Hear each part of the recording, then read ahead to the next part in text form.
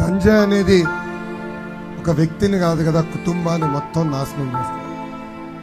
నేను చంద్రగిరి నియోజకవర్గంలో పాదయాత్ర చేస్తున్నప్పుడు ఒక తల్లి నన్ను కలిసింది. ఆమెకి 3 కూతుర్లు ఉన్నారు. పెద్ద కూతుర్ని గంజాయికి బానిసలు చేసి వైకాపా నాయకులు ఆ చెల్లమ్మని శారీరకంగా వాడుకున్నారు.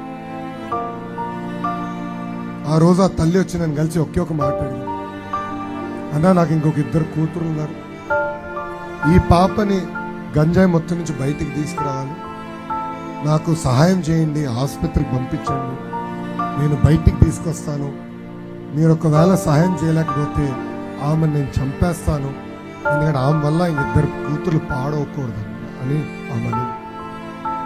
చూడండి అమ్మా, తూర్పుగోదావరి జిల్లా ఎక్కడ, చిత్తూరు జిల్లా ఎక్కడ, ఇక్కడ ఒక ఎమ్మెల్సీ ఒక పనికిమాల ఎదవ అనంతబాబు గంజాయి పండించి చిత్తూరు జిల్లాలో ఉన్న చెల్లమల్ని బానిసలుగా మార్చున్నారు.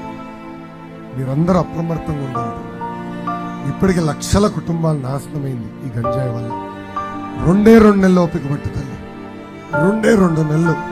తెలుగుదేశం జనసేన ప్రభుత్వం వస్తుంది, తప్పనిసరిగా ఈ గంజాయికి ఫుల్ స్టాప్ పెట్టే బాధ్యత మేము తీసుకుంటాం.